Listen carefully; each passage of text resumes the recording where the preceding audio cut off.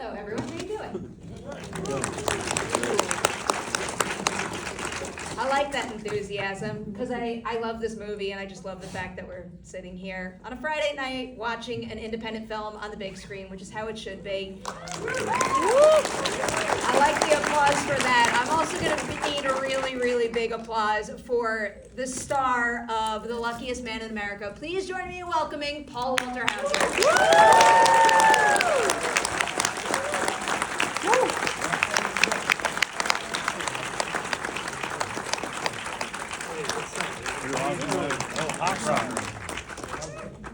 Hello. Congratulations yet again.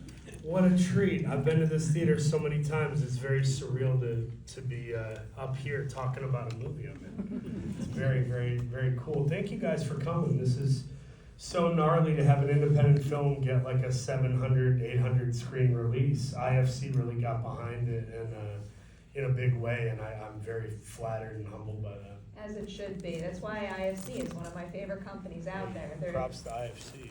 picking some very special films, and they're giving them some really solid theatrical releases, and I like seeing it. Yeah. Before I start to dig into some questions about the making of this movie, just for fun, because of the topic in this film, I need to know, if you could be on the game show or reality show of your choice, what would you pick, and could you actually win it? I just saw my buddy Gabe. Hey, buddy. Love you, pal. Good to see you. I think my numero uno. Growing up, I watched like a lot of Price is Right and Supermarket Sweep and stuff. But my number one like game show or quasi game show, I'm dying to be on Traders. On Peacock and NBC. I love it so much. I love Alan Cummings' wardrobe, and I love all the like talking head interviews, and I just desperately want to be on it. I can see that. Yeah. I feel like I could see you crushing that. I feel like everything that I see that you're a fan of and you step into, you're really good at. Because I remember back in the day, movie trivia schmodown. Now I'm watching Right. you with like wrestling stuff. Yeah. No, I stay in my lane. I just have a couple lanes, probably. Yeah. You have many lanes right now, and you're doing quite well in all of them. I wanted to kick off the conversation about this movie with a question about Samir. It was something that I picked up from his director's statement that I just really liked. Yeah. He brought up the first question at every stage of the process was always the same. Why are you making this movie? So I kind of want to toss that to you about him. When you first met him, what was it about him that made you think, like, you are the person to tell this story? And having done it, did that answer change along the way? Well, it's a quirky story, so there's a version of it that could have been a little more like silly and like a straight comedy, and that wasn't really his mindset going in. He kept talking about like Wim Wenders, Paris, Texas, and stuff. Like he wanted this to be a character you only understood so much, and you only got to see it unfurl so much throughout the story. So I guess similar to Harry Dean Stanton in Paris, Texas. And he talked about like, I want to do some cool camera work, and this is the music, and then like he was such a specificist, is what I would call him. He was very specific in his choices and what he wanted, and I was like, dude, like I can get behind this filmmaker. He's done his homework, and he's smart and rootable. He's like a sweet guy. When you meet him, you just kind of are endeared to him. He's not.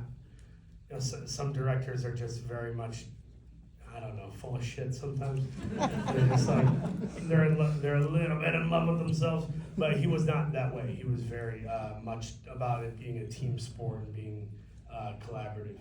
I love hearing that. So when we're talking about a movie that is based on true events, I feel like people are often wondering how much of what I just saw is real and how much is creative license to best serve this medium. So can you maybe give us examples of both, things about the actual events that you held tight to, but also something you did to make the role uniquely your own? Yeah, I think the way Samir's been doing it, I've caught him, he's kind of doing what we call in wrestling kayfabe, where you're kind of not showing your hand, you're keeping it close to the chest on some of that. And I just looked at it like, I'm overly honest and transparent when it comes to my work and my life and stuff, so there were definitely some things that were kind of put into the story for the sake of telling a story. But at the same time, so much of it was real. I mean, you saw him talking about his daughter's birthday in the real footage. It's like so much of it was truthful. I will say we adjusted my performance quite a bit. If you saw him in that footage, he was a little bit more like with it. He wasn't so like medicated. But I've played a bunch of medicated people. If you've seen I, Tonya, that dude is like in his own world, you know. But I wanted to show the thought process that goes into kind of pulling off like a quasi heist. You know, there are some nerves going into that, and he is kind of putting on a performance. He is doing something covert and surreptitious, if not downright dishonest in some ways. So just like a guy counting cards, you know, there were times I could have a poker face, but I wanted the audience to see what he was going through. So I didn't play it as cool as the real Michael Larson played it, because I think he was like oddly chill in that scenario. I don't know that I would have been. Sticking with, I guess, the truth of it all, I wanted to ask about having, I believe it's Bill Carruthers Jr., who's the son of Bill Carruthers that David Strathairn played in the film. Give it up for David Strathairn real quick, right? Come on. Great actor, the kind of guy that just classes up the movie and you know he's going to crush it. Just always like A+ work, an absolute icon in this business. Simon Birch, right? I love that I named like the movie that people are like, yeah, I think I saw that. That movie. I just love bringing up Simon Birch. Sorry, go ahead. What was it like having Bill Carruthers Jr. on set as a consultant, and maybe what did you pull from him that we could see in the finished product? Yeah, I didn't like go get coffee in a Danish with the guy. I didn't get to know him that well, but it was definitely a thing of like, he was talking to Samir, our co-writer and director, the whole time, and was very influential to giving insight into the reality and what Bill, his father, went through. And I think, you know, it is awkward to have a hit game show that's like, everyone's like proud of you at the network and you've kind of made good, working on maybe another show to pitch soon, and suddenly like someone breaks your algorithm and figures it out and you've just lost a bunch of money for the network.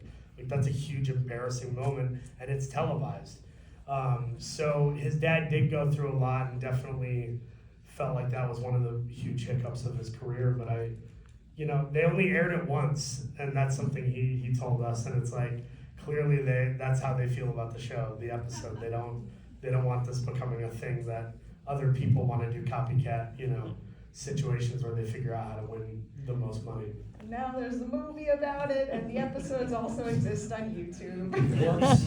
No, there is something weirdly, we're not worried about CBS or Bank of America. These are corporations, like there's something, if somebody steals from a charity, we're like, get them, and we light a torch, rightly so. But like for a big corporation, it is kind of fun to see somebody pull some Robin Hood shit and kind of take from the rich and give to themselves or the poor. So to lean into your prep process with a big two-part question, because I know you care a lot about all the characters you play. No two-parters. Oh. You're sitting next to the wrong person, I'll tell you that. What is it? Can you tell us something about your approach to prepping for a role that stays the same from film to film to film, but then can you tell us something about preparing to play Michael that called for something completely unique for you? So prep-wise, raise your hand if you're an actor or have acted. We gotta have some out here. We're in LA. Yeah, there's a few. Oh, there's some like real people in here. Wow. Some non-actor group. Wow, this is odd. Where are we? Boulder, Colorado? What is this? No, I memorize dialogue in a weird way where I memorize one page at a time. And I weirdly always know the beginning better than the end in that sense, but also knowing the beginning is letting you know the thought process that leads to the end, the conversation that like suddenly it's not just memorizing, you're like, oh, logically I would say this based on what's been said previous to it. So like things like that, I just have my own way of doing that stuff. And also I watch other movies to prep for it that are just similar, and I just kind of go like, what did they do? Did this work? Do I want to do that? Do I not want to do that? So I watch stuff like Quiz Show and Birdman and things that felt like spiritual siblings to this movie. That was helpful. And then I think what was different was really listening to Samir, because there are whole movies I've done where you get no direction. Like Black Klansman, Richard Jewell, like Spike and Clinton weren't saying that much. They kind of just let me off the leash. And maybe that's good, maybe that's bad in certain moments. But Samir was very specific on what he wanted, and it came to a point where I kind of had to tell him, like, dude, if we got 4 or 5 takes, like, just tell me what you want me to do, even if it's a line read. Actors are so offended by, oh, the guy gave me a line read. It's like, dude, I don't even know how many years you've worked on this. I'm a guest on your set. Yeah, I have my ideas, but like, let's get whatever the hell's in your head that you want done. So I really had to impress that upon him and say, like, let's keep the line of communication like as specific as possible, so that you have as many takes as you can use in the edit. You don't want one take. You want that embarrassment of riches where you're like, oh, out of the 5 we did, 3 of these work, and then you choose. Can you give us an example of that happening on this set, a time when his specificity and telling you exactly what he wanted made it in the finished film? Yeah, I was trying to play around a little bit where, like, I would improvise a line or two of him just kind of having fun on the set, and he would always bring me back to, like, it's not that that line isn't funny, and it's not that that line is untrue of the character. I just don't want it seeping out here because I want the character to be in that, like, game day mode. Like, he is the coach, watching the plays, looking at the clipboard, making sure we win the Super Bowl. Like, that wasn't his analogy, that's mine, but the idea of, like, being in that concentrated place. And I was, and as much as I kind of want to, like, add sugar to the recipe, if he's just calling for, salt and pepper, I got to do it. And then I watched the film and I'm like, oh, a lot of the things he said, like, wow, like, I do have to get my ego out of the way and remember I'm servicing a vision. And, when I make my own movie, I can do whatever the hell I want, but on their movie, I do have to do the due diligence to their vision. Well, now I have to follow up on that. Do you have an itch to direct yourself? Oh, 100%. Yeah. I've written 1 billion screenplays. They're mostly not good, but there's like 2 or 3 of them that I know are damn good. And it's just a matter of, like, I co-wrote a movie that we got over to Artist Equity because I did a movie called Instigators with Matt Damon and Casey Affleck. And Damon and I hit it off, and, very un-movie star-ish. He's like, take my number, man. Hit me up if you ever have a script or an idea. And I was like, okay, Matt Damon. But, like, he was super freaking nice and introduced me to his wife, gave me his number, and I'm like, one day I just kind of, like, I was like, I'm just going to call him. I'm just going to call him out of the blue and pitch an idea. And it was a movie me and my buddy Brian Husky wrote over, like, the course of a decade. We've done, like, 1 million drafts, and we basically gave up on it. And I was just sent it to him, and within, like, 5 days, Damon read it, Ben Affleck read it, everyone at their company read it, and they're like, we're on board. So, like, I can't talk a lot about the movie, but I do say that to say, like, it's at least, like, feeling more real to me that I might actually get to make a movie someday. And I watch, like, Greta Gerwig's Lady Bird and Bo Burnham's 8th Grade, and I'm like, man, these actors or comedians are making great movies. Like, I think I can do it too. I gotta get it. So I'm slowly getting into that world and that side of it, thanks to Matt and Ben and some other folks. And then I have a movie I want to direct. It's an indie film. It's a Christmas movie, and it's like an ensemble. It's about, like, grieving and dealing with loss around the holidays. It's called Good Riddance because it's like the end of the year and you're, like, saying goodbye to the year, and that's something I would act in, write solo, produce, and direct. I love this. I'm a big believer in manifesting, so I like speaking these things out into existence. Gosh, we're manifesting. Yes. It's a real Put the thing. crystals under your bed. I mean, I draw the line somewhere. I just speak what I want to exist. No, I love that, but also, that's even biblical manifesting. It literally is. The Bible says, the power of life and death is in the tongue. So if you say I'm an idiot, you're speaking death over yourself. Muhammad Ali walked around all day saying, I'm the greatest, I'm going to be the champion, I'm the champion. He said that before he was a champion. So people could have said it was arrogant, but really it was prophetic. So don't let anybody try to put you in your place. If there's something you want to do, just say it. And, keep the 2 friends instead of the 5. To lean into that a little and also kind of follow up on the idea that, you brought them your idea and they're helping to make it happen. I've watched you for so many years now, like go up and up and up and build a bigger and bigger profile. And at least from my limited vantage point, it feels like you're in a position where you getting involved in a movie can help make it happen and could help fill theaters like that. So I think on an independent scale, yeah. Not studio films, I'm not quite there, but I'm starting to get these types of like leading role offers on smaller films, and it's crazy flattering. It's really cool. What does it mean to you to have that at this point in your career? And also, I guess, what are some goals you have for yourself in terms of how you are going to wield that power to help get the stories you want told and to help lift up the other people that you believe in this industry? That's good. Yeah. Man, I don't want to get too tangential, but I want to answer that with just a few thoughts surrounding it, which is like, I want to keep choosing material that I actually believe in. Like, it's tough. I have a third kid on the way this summer. I have a 4-year-old, a 2-year-old, and a baby coming in the summer. And I'm like, you know, you just forget how much stuff costs. It doesn't matter where you live. It's just like, oh, I care about my kids' health. They're going to have all organic food. And then it's like, oh, they have this condition. We have to have this medicine. Oh, we're going to put them in a private school. Oh, we're going to, like, everything just adds up in a way, and it's like I've made a good living in acting. Like, I'm very lucky the way they pay me on some of these projects. Sometimes they don't pay you much at all, and you're like, oh man, I guess it's an honor to work with these people and do the thing. And then other times they overpay you for something stupid, and you're like, you're gonna pay me that for this? Okay, well that makes up for the indie I did where I didn't make that much money. You know, like it all adds up and evens out, but like I'm at a point now where like I desperately have moments where I'm like, I want to sell out. Just put me in Spy Kids 7. Give me a set of metallic wings and call me the Blob Master or whatever the hell. Let's make some money here. Let's do this thing. But I care a lot about what I do. Like I really care a lot about acting and writing, producing and directing, and I love this stuff. I love movies desperately.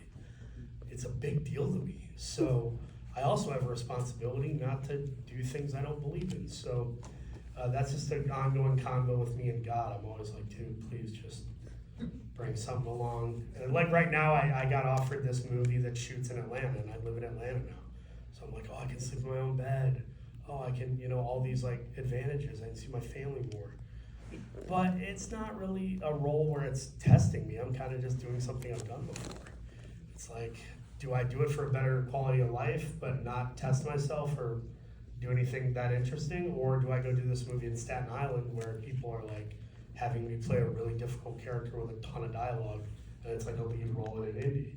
So it's like, those are the weird decisions you end up having to make and kind of weigh in the pros and cons. And that's very difficult.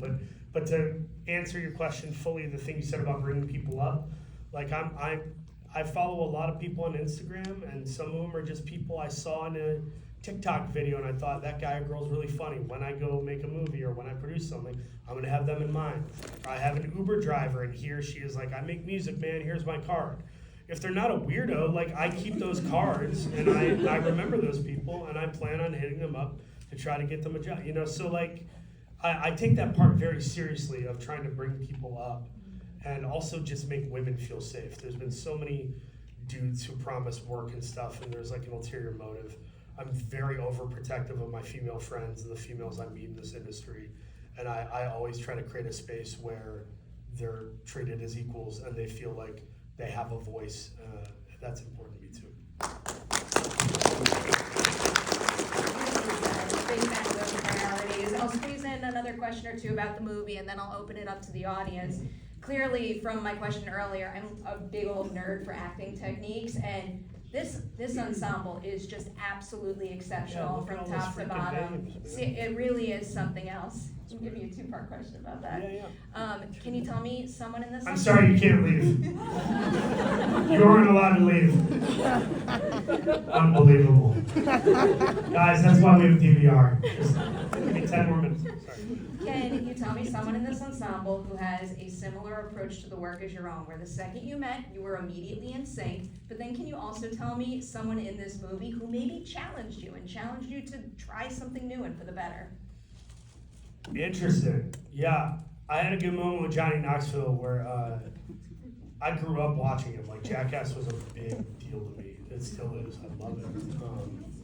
And like a lot of the recklessness I have as an actor literally is from people like Chris Farley and Johnny Knoxville. So that was interesting because he and I have a heavy comic background. We're very comedic. But we both were taking that scene serious as a heart attack, and we were both equally yoked in like how giddy we were to work with each other. We're mutual fans. So like that was a cool moment of, you know, I at one point asked for that other take that they ended up using where I talked to the camera because I told Samira, I was like, I don't think we got it. Let me try it this way. And then after we did that, Knoxville was like, can I have another take? Like he was so like, he liked what I did and was like, I think I can do it better. And so we set the camera back up and did a close-up on him. But that was like a cool little moment between us. And then I think just from an acting standpoint, like, a good moment was with Walton Goggins. He was doing his lines and we were supposed to be talking back and forth and it was his coverage or the camera's on him. And I think he screwed up a line or he got something mixed up or something. And I just took it back and restarted it, the scene for him or whatever. And then we kept going. And then I just, like I was the director, I took it back after he did the take and did it over again before the yelled cut. And it was literally just me looking out for him the way I would want someone to look out for me. It was just treating someone how you want to be treated, where you're like, I thought, from what I perceived, and I don't know if this is true, but from what I perceived, I was like, Walton is now in his head because he's trying to get the line right, and the performance is always better when you feel at ease during it. So I'm gonna make him do it 2 or 3 more times or whatever, just so he can have that, you know. But I don't think that's, for any actors in the audience, you're not really supposed to do that. I was just in a zone where I was like, I'm gonna keep making this choice, and it was okay. Wish we had time to shout out every single person in this movie. One particular performance that really impresses me is Haley Bennett, because what a selfless, cool thing that she came and like classed up our movie and crushed it. That was awesome. The movie ends with her, and she barely gets any screen time, yet she makes her character feel like a real person, and I think that comes through her work, and also what you exude about the relationship between the two, without even getting to work with her directly. She was tremendous, and we had 2 other scenes together that got cut, and that's always a bummer. But I was very humbled by how many dope people showed up to Bogota, Colombia to do our indie film. It was just super cool. It's like when somebody throws your birthday shindig and a couple people show up that you just didn't think were going to show up. It's like, it warms your heart, you know, it feels cool. Good filmmaking family right here. I love it. All right, let's see if we can get some questions. What up, Kate Ellis? I see you. Good to see you, brother. Love All you. right, let's see how many we can get. I see a hand all the way back there, third to last row, in the black shirt on the side here. I see you too. We'll go to you next. You can barely see with this light. You're good. Thank you so much for being here, by the way.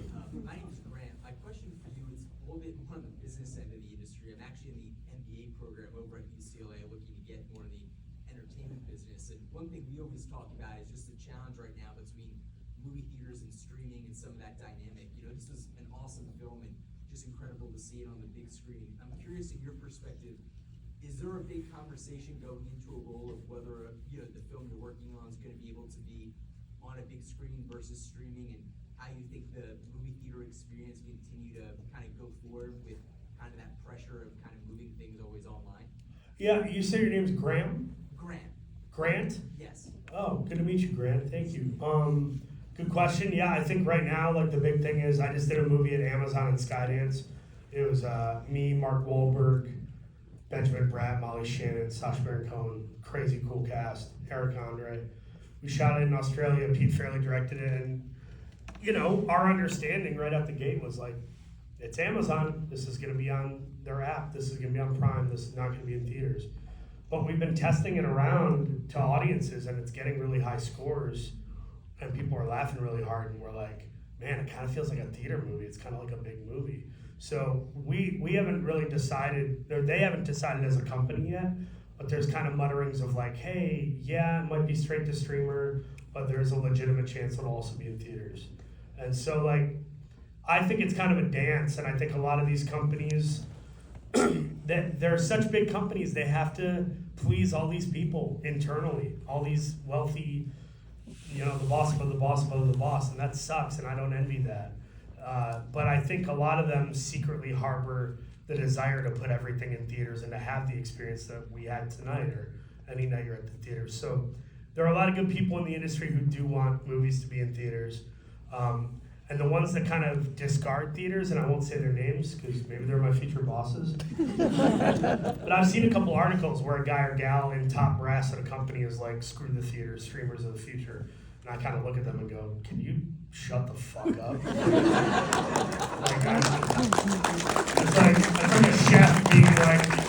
like a chef being like, I don't know if we're gonna use butter or olive oil anymore. I'm just like, dude, no one asked you. Like, there are so many people that make this industry happen, that pay their hard-earned dollar to see movies, and you insult them when you say stuff like that. So, yeah, I don't know what the future holds for that, but I certainly hope we keep fighting for the theater.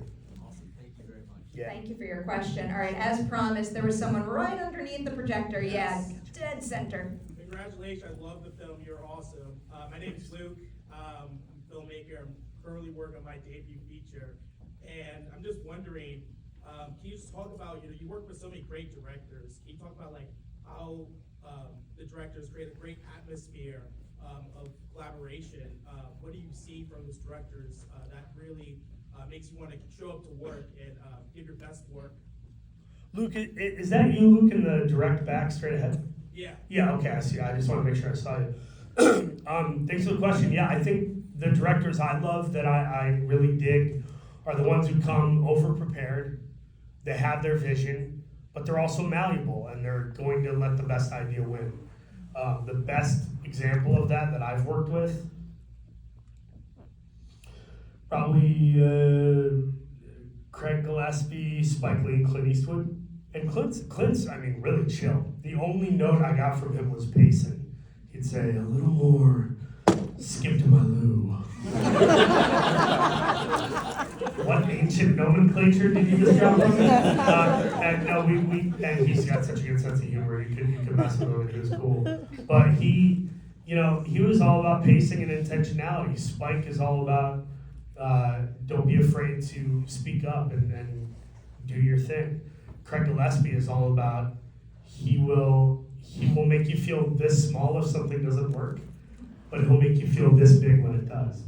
And that's also part of his dark sense of humor. So yeah, I would say relationship with actors and making sure that, if you're going to over-direct them, you probably cast it wrong, and that's on you.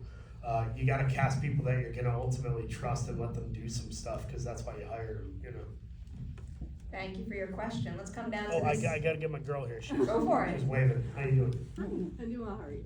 Spoiled. So, I'm Harjat. My question, it might be a little tricky, is what would be your dream project? Like director, co-stars, genre, if you could just make that happen. What's your name again? Harjat. Harjat. Nice to meet you. Cool question.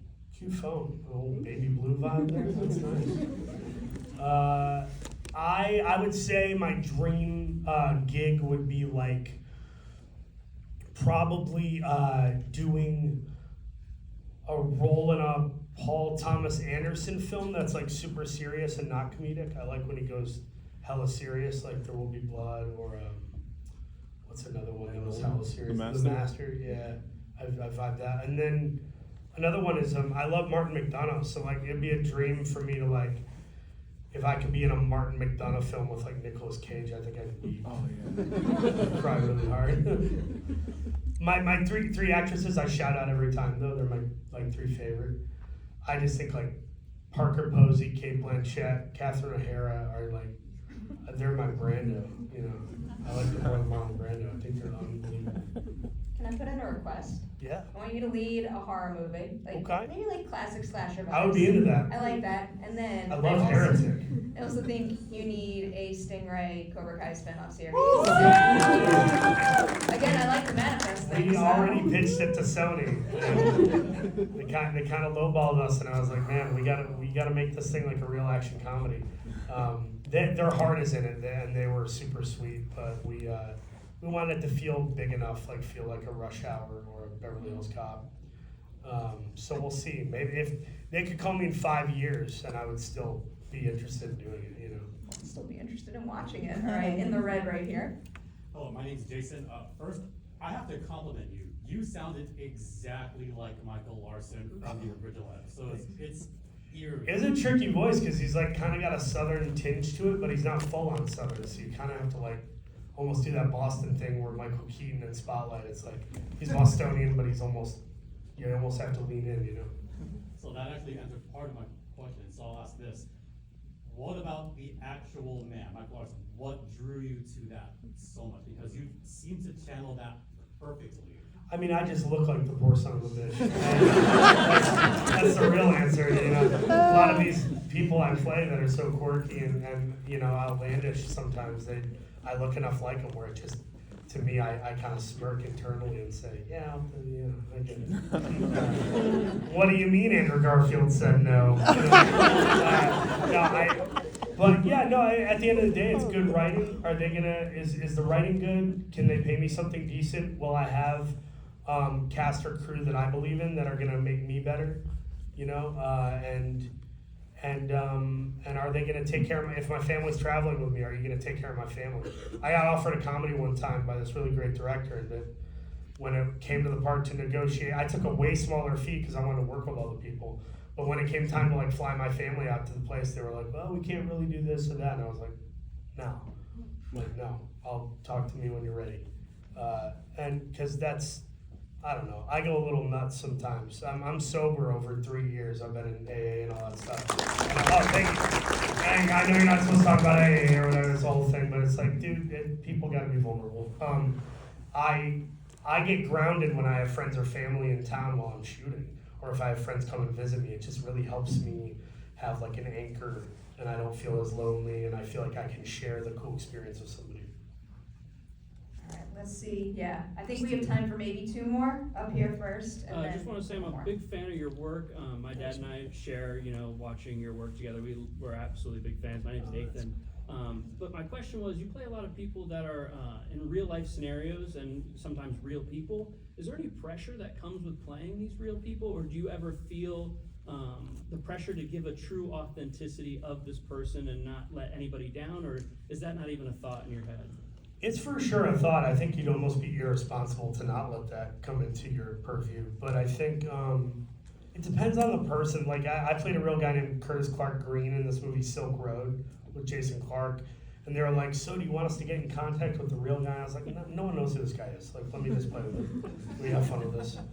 But then like I attached to play Chris Farley in a movie for Lorne Michaels and Josh Gad about his life. And that's the kind of thing where it's like, if I sit around long enough and think about it, I can almost scare myself out of wanting to do it. Because there is a big responsibility there. But you just got to go back to love. We also overcomplicate things in our minds. Sometimes your mind is your worst enemy, right? So with the Farley thing, it's just like, you know how to do this. You don't need to win an Oscar. You don't need to make everybody happy. That's not realistic. How about you just do a great job and you love Chris through the process and you love the cast and crew. If you bring it back to love, another biblical thing, fear and love cannot abide. Perfect love casts out fear. And I remember that in those moments where if I feel like I want to be fearful, I'm like, this is all fabricated in my mind. Fuck this. And you gotta say that sometimes, man. If you got something in your head that's trying to tell you not to do something you love, you gotta flip the bird and move on. Life is short. I like that mentality. All right, one more. All right, I'm going on the blue shirt right here. You're gonna take us home. Hi, my name is Jack. Nice to meet you. Jack, And my question was actually pertaining to the Chris Farley biopic. How would you approach that differently? Because he's like an icon to you. Compared to this movie, he's like, I don't know if you really look at this guy's game show, but as a Midwesterner, Farley's a legend to me. Marquette guy, Bears fan, so it's like, he's a legend. So how would you approach playing someone you look up to compared to someone that's just a regular old? I think it's the same playing field, but I think the process will be different because I know Farley so much more intimately than a guy like this. I only know him from the footage of the game show. But what I'm going to try to do with the Farley movie, and our writers did it brilliantly on the page, we have a great script. I love the script. But I want to show Chris Farley as like a human when he's not on, when he's off, when the switch is off. Because there's nothing easier than just being like, oh, I'm going to learn the Chippendales dance. But any of us can figure that out if we practice long enough. What you can't figure out is the levels of humanity and the code switching necessary to be the different versions of Chris, pending if he's using, if he's clean, who he's in front of, a woman, Lorne Michaels' family. Because we all do that. We all are slightly different versions sometimes of who we are, depending where and what. Let's get you real quick. Sorry, last one.